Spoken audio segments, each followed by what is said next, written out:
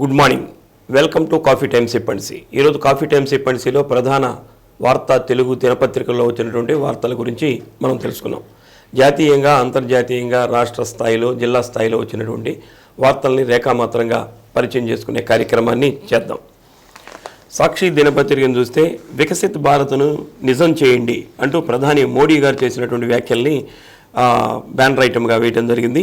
యువతలో అద్భుత ప్రతిభ దాగి ఉందని, అభివృద్ధి చెందిన దేశంగా భారత్ ఆవిర్భవించేలా కృషి చేయాలని ప్రధాని మోడీ అభిలషించారు. ఎప్పుడైనా సరే యువత మీదే ఏ దేశ భవిష్యత్తు అయినా ఆధారపడి ఉంటుంది కాబట్టి అటువంటి వికసిత్ భారత్ ఆవిర్భవించాలంటే యువతే ప్రధానం అని చెప్పి మోడీ గారు చేసినటువంటి వ్యాఖ్యలు కూడా ప్రధానంగా చేస్తున్నారు.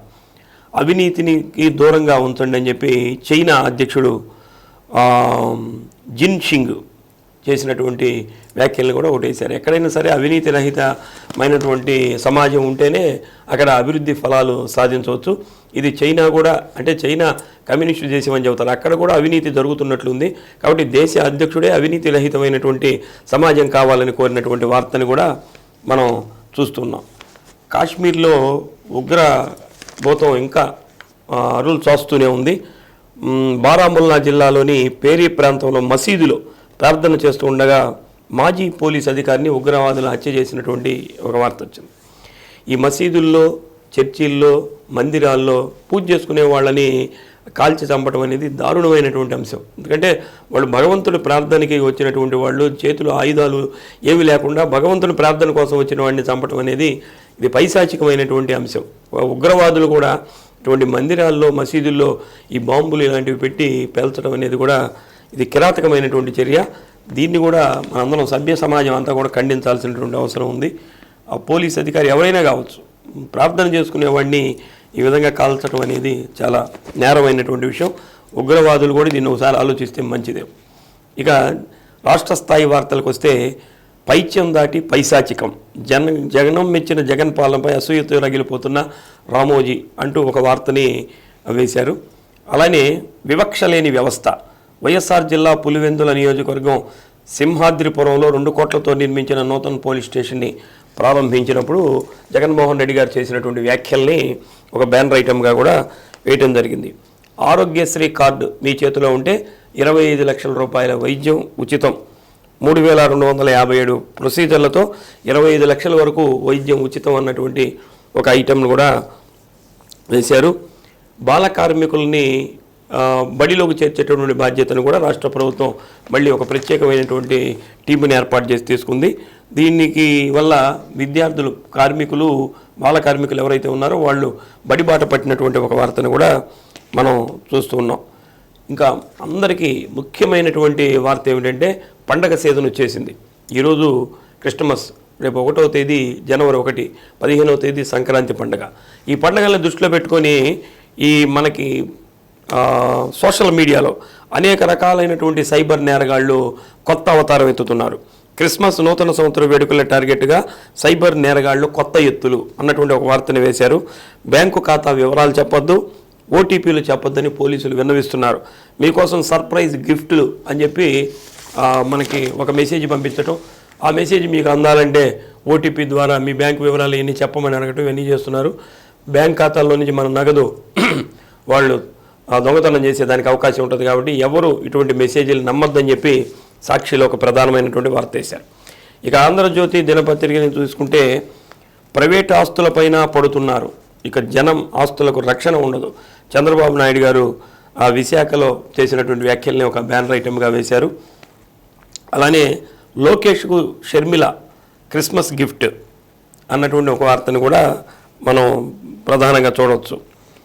రెజ్లింగ్ సమాఖ్య సస్పెన్షన్ అన్నటువంటిది ఇంకొక వార్త.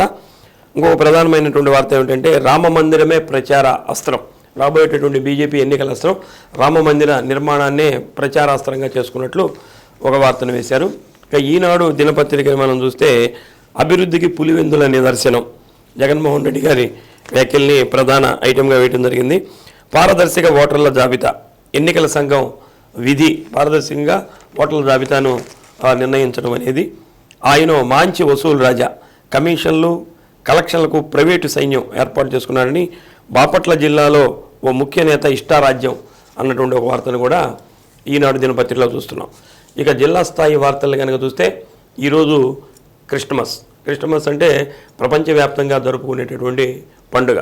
క్రిస్టమస్ అంటే ప్రభు అయినటువంటి యేసు ప్రభు ఏదైతే సందేశాన్ని ఇచ్చాడో ఆ శాంతి సందేశాన్ని, ఇతరుల మీద ప్రేమ దయను చూపించమని ఏదైతే ప్రభు ఆయన ఆ సందేశాన్ని ఇచ్చాడో ఆ సందేశాన్ని అందరూ పాటించాల్సినటువంటి అవసరం ఉందని నిన్న రాత్రి ఈరోజు క్రిస్టమస్ సందర్భంగా జేఎంబీ చర్చిలో ఘనంగా దీనికి సంబంధించినటువంటి క్యారల్స్ పండుగని ఒకటి ఏర్పాటు చేశారు. అంటే క్యాండిల్స్ వెలిగించి అర్ధరాత్రి 12 గంటలప్పుడు ఆ వెలుగులు ప్రపంచంలో ఉన్నటువంటి చీకట్లన్నీ తొలగిపోయి శాంతి అన్నటువంటి వెలుగులు విరజిమ్మాలనే ఉద్దేశంతో ప్రపంచ శాంతి కోసం అక్కడ సామూహిక ప్రార్థనలు కూడా జేఎంబీ చర్చిలో చేశారు.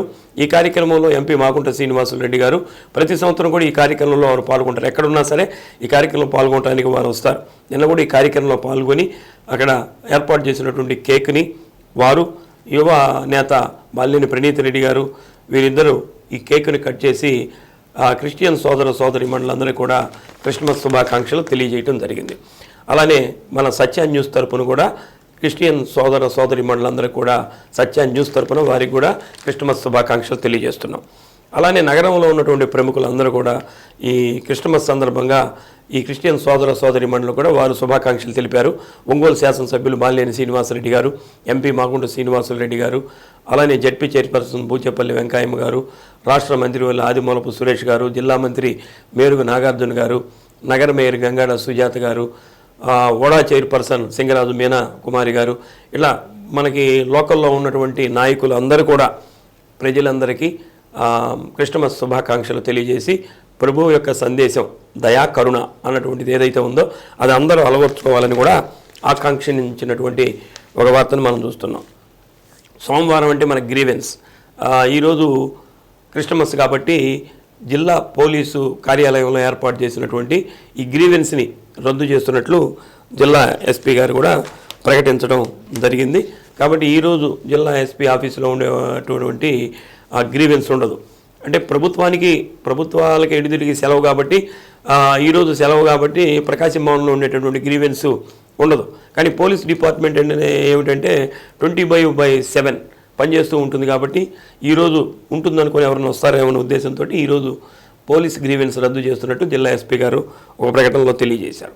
ఆడుదాం ఆంధ్ర అన్నటువంటి ఒక కార్యక్రమాన్ని రాష్ట్ర ప్రభుత్వం ప్రతిష్టాత్మకంగా ప్రారంభించడం జరిగింది. పోయిన సంవత్సరం కూడా జరిగింది, ఈ సంవత్సరం కూడా ఏర్పాటు చేస్తున్నారు. ఈ పోటీలు ఎవరికంటే జనరల్గా ఏంటంటే విద్యార్థులకు పోటీలు పెడతారు 15 సంవత్సరాల లోపు ఉన్నటువంటి వాళ్ళు. అలా కాకుండా 15 సంవత్సరాలు దాటినటువంటి వాళ్ళు, గ్రామాల్లో ఉండేటటువంటి యువకులకి ఈ పోటీల్ని ఏర్పాటు చేస్తూ నిర్ణయం తీసుకున్నారు. సచివాలయ స్థాయి నుంచి రాష్ట్ర స్థాయి వరకు కూడా వివిధ స్థాయిల్లో ఈ పోటీలు నిర్వహించడం జరుగుతుంది. దీంట్లో ప్రజలందరూ కూడా భాగస్వాములు కావాలని, యువకులు ముఖ్యంగా భాగస్వాములు కావాలనే ఉద్దేశంతో ఆడుదాం ఆంధ్ర కార్యక్రమం మీద ఒక అవగాహన కల్పించాలనే ఉద్దేశంతో నిన్న ఎంపీ మాగుంట శ్రీనివాసులరెడ్డి గారు, వైసీపీ జిల్లా అధ్యక్షుడు జంకే వెంకటరెడ్డి గారు, అలానే నగర మేయర్ గంగాడ సుజాత గారు, వీళ్ళందరూ కూడా యువ నాయకుడు బాలినేని ప్రణీత్ రెడ్డి గారు, వీళ్ళందరూ కూడా నిన్న ఒక ర్యాలీని నిర్వహించారు. చెరువు కొమ్ముపాలెం దగ్గర నుంచి పెళ్ళూరు హైవే వరకు కూడా పెద్ద ర్యాలీని నిర్వహించి అందరికీ దీని పట్ల ఒక అవగాహనని కల్పించడం జరిగింది. ముఖ్యంగా ఏమిటంటే ఆడుదాం ఆంధ్ర ద్వారా ఆటల వల్ల ఏమవుతుందంటే మానసిక ఉల్లాసం కలుగుతుంది, అలానే ఆరోగ్యంగా ఉండేదానికి కూడా అవకాశం ఉంటుంది, మనిషి ఫిట్నెస్గా ఉండేదానికి అవకాశం ఉంటుంది. కాబట్టి ఒక పక్క ఆహ్లాదం కలుగుతుంది ఆటలాడటం వల్ల, మళ్ళీ ఆరోగ్యం కూడా సిద్ధిస్తుంది. కాబట్టి రాష్ట్ర ప్రభుత్వం ఆడుదాం ఆంధ్ర కార్యక్రమాన్ని నిర్వహిస్తుంది. దీంట్లో అందరూ కూడా పాల్గొనాలని చెప్పి మాగుంట శ్రీనివాసులరెడ్డి గారు కోరినటువంటి ఒక వార్తని ప్రధానంగా చూస్తున్నాం. ఇక మనకి గతంలో ఒంగోలులో ఉండి వెళ్ళినటువంటి పతంజలి శాస్త్రి గారికి, తల్లావుద్దుల పతంజలి శాస్త్రి గారికి కేంద్ర సాహిత్య అకాడమీ అవార్డు వచ్చింది. కేంద్ర సాహిత్య అకాడమీ అవార్డు అంటే ఇది ప్రెస్టీజియస్ అవార్డు. అంటే భారతీయ భాషల్లో ఉన్నటువంటి అన్ని భాషల్లో ఉన్నటువంటి సాహిత్యానికి సంబంధించి కేంద్ర సాహిత్య అకాడమీ అవార్డు ఇస్తారు. అంటే ఈ సంవత్సరం అంటే 2023 సంవత్సరానికి మన తెలుగు భాషకు సంబంధించి మన ఒంగోలులో ఇక్కడే పీవీఆర్ హై స్కూల్లో చదువుకున్నటువంటి విద్యార్థి, ఇక్కడే శర్మ కాలేజీలో చదువుకున్నటువంటి విద్యార్థి, ఇప్పుడు ఆయనకి 80 దాకా వయసు ఉందనుకోండి, ఇక్కడ చదువుకున్నటువంటి వాడు, ఇక్కడ ఒంగోలులో ఉన్నటువంటి ఆయనకి తల్లావుద్దుల పతంజలి శాస్త్రి గారికి ఈ సంవత్సరం రామేశ్వరం కాకులు అన్నటువంటి ఆయన కథా సంపుటి ఏదైతే ఉందో దానికి కేంద్ర సాహిత్య అకాడమీ అవార్డు వచ్చింది. అంటే తెలుగు భాషలో ఒక్కళ్ళకి 5 ఇస్తారు.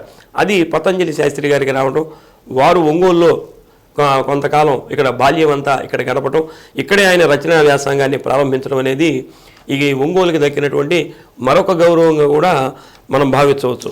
సాక్షి దినపత్రికతో ఆయన అనుభవాలను కూడా పంచుకున్నాడు. బాల్యం అంతా ఇక్కడే గెలిచింది, రంగారెడ్డి చెరువు మీదే నేను ఎప్పుడు అక్కడే ఉండి చదువుకుంటూ ఉండేవాడిని.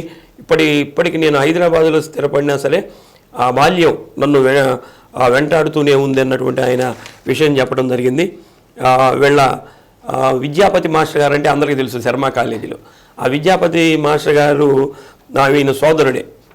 మనకి సీతారాంపురానికి వెళ్తే విద్యాపతి మాస్టర్ గారి యొక్క శిలా విగ్రహం కూడా అక్కడ ఏర్పాటు చేసి ఉంటారు. వీళ్ళ తండ్రి గారేమో తల్లావద్దుల కృత్తివాస తీర్థులు. వీరు కూడా శర్మ కాలేజీలో పనిచేశారు. విద్యాపతి మాస్టర్ గారు కూడా శర్మ కాలేజీలో పనిచేశారు.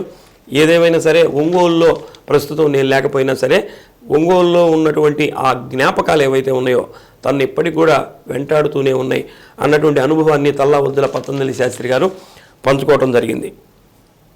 నిన్న మనకు ఒంగోలులో ఇప్పుడు మల్టీనేషనల్ హాస్పిటల్స్ చాలా వచ్చినాయి, మంచి కార్పొరేటివ్ వైద్యం అందించేటటువంటి.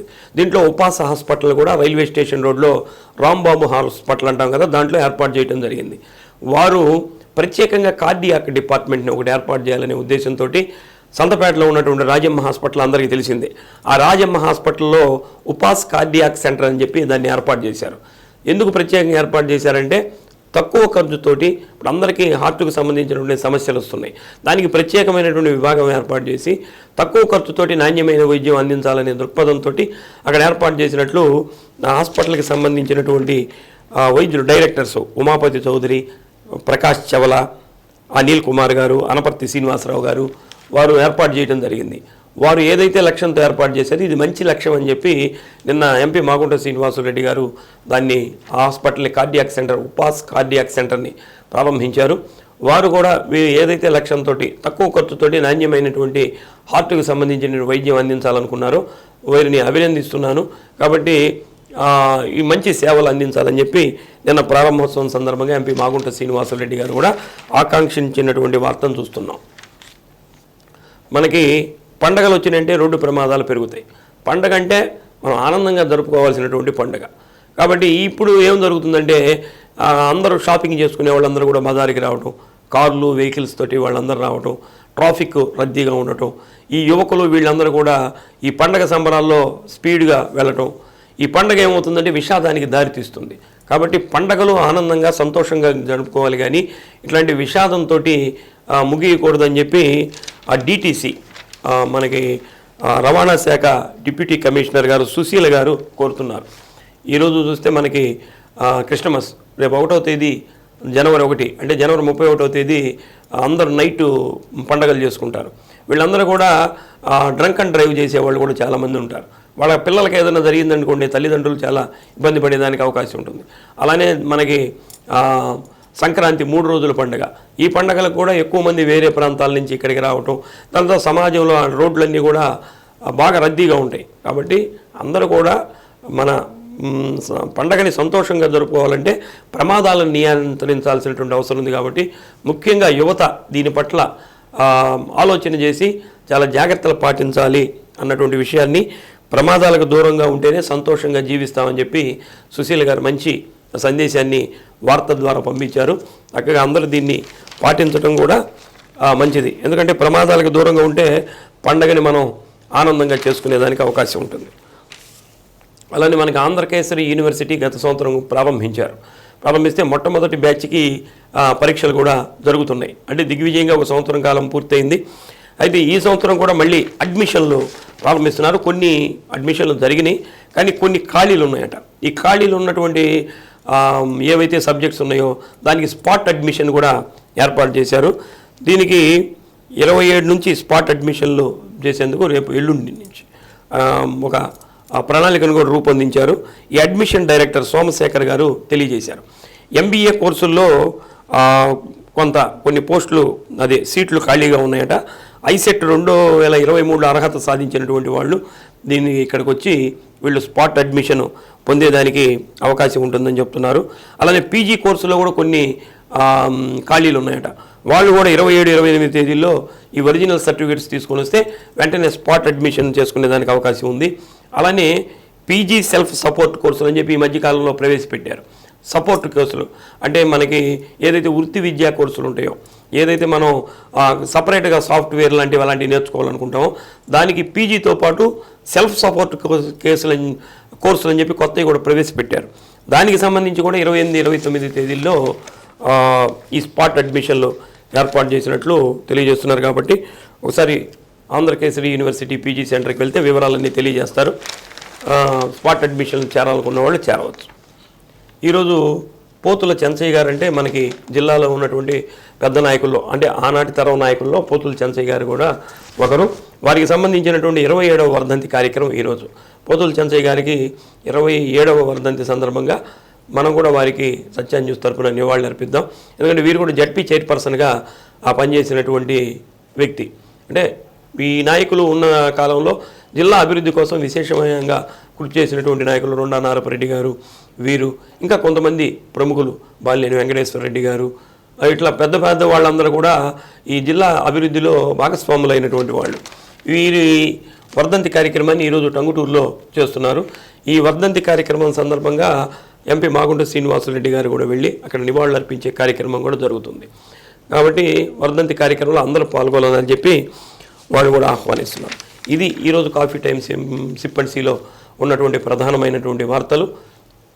ఒకటి ఈరోజు క్రిస్టమస్ కాబట్టి అందరూ కూడా సంతోషంగా ఈ పండుగను జరుపుకోవాలని ఆకాంక్షిస్తూ రేపటి కాఫీ టైమ్ సిప్ అండ్ సీలో మళ్ళీ కలుద్దాం. అంతవరకు సెలవు. నమస్కారం.